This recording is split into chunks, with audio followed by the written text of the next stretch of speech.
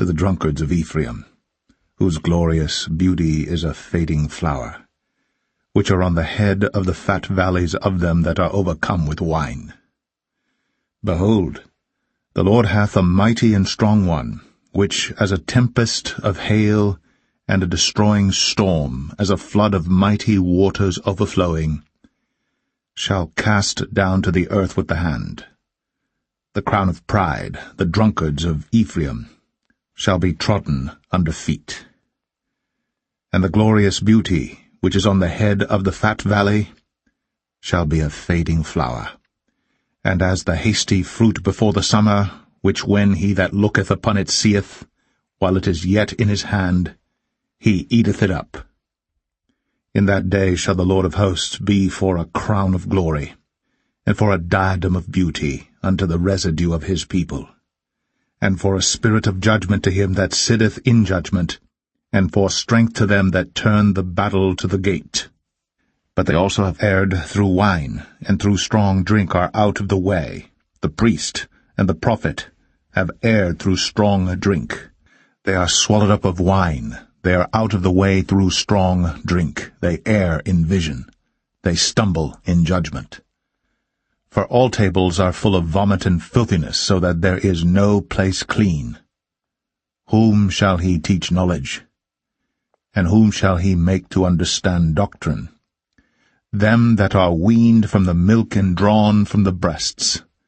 For precept must be upon precept, precept upon precept, line upon line, line upon line, here a little and there a little. For with stammering lips and another tongue will he speak to this people, to whom he said, This is the rest wherewith ye may cause the weary to rest, and this is the refreshing, yet they would not hear. But the word of the Lord was unto them precept upon precept, precept upon precept, line upon line, line upon line, here a little, and there a little, that they might go, and fall backward, and be broken, and snared, and taken.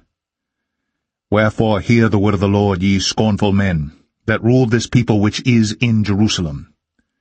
Because ye have said, We have made a covenant with death, and with hell are we at agreement. When the overflowing scourge shall pass through, it shall not come unto us. For we have made lies our refuge, and under falsehood have we hid ourselves. Therefore thus saith the Lord God, Behold, I lay in Zion for a foundation a stone, a tried stone, a precious cornerstone, a sure foundation. He that believeth shall not make haste. Judgment also will I lay to the line, and righteousness to the plummet. And the hail shall sweep away the refuge of lies, and the waters shall overflow the hiding place. And your covenant with death shall be disannulled, and your agreement with hell shall not stand. When the overflowing scourge shall pass through, then ye shall be trodden down by it. From the time that it goeth forth, it shall take you, for morning by morning shall it pass over, by day and by night. And it shall be a vexation only to understand the report. But the bed is shorter than that a man can stretch himself on it, and the covering narrower than that he can wrap himself in it. For the Lord shall rise up as in Mount Perazim. He shall be wroth as in the valley of Gibeon, that he may do his work, his strange work, and bring to pass his act, his strange act. Now therefore be ye not mockers, lest your bands be made strong. For I have heard from the Lord God of hosts a consumption even determined upon the whole earth. Give ye ear, and hear my voice, hearken, and hear my speech. Doth the plowman plow all day to sow? Doth he open and break the clods of his ground?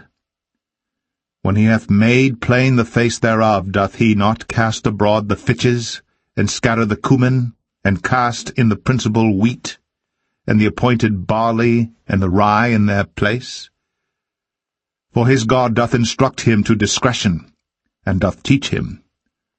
For the fitches are not threshed with a threshing instrument, neither is a cartwheel turned about upon the cumin, but the fitches are beaten out with a staff, and the cumin with a rod.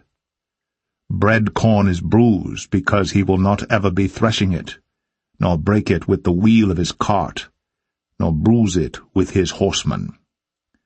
This also cometh forth from the Lord of hosts, which is wonderful in counsel, and excellent in working.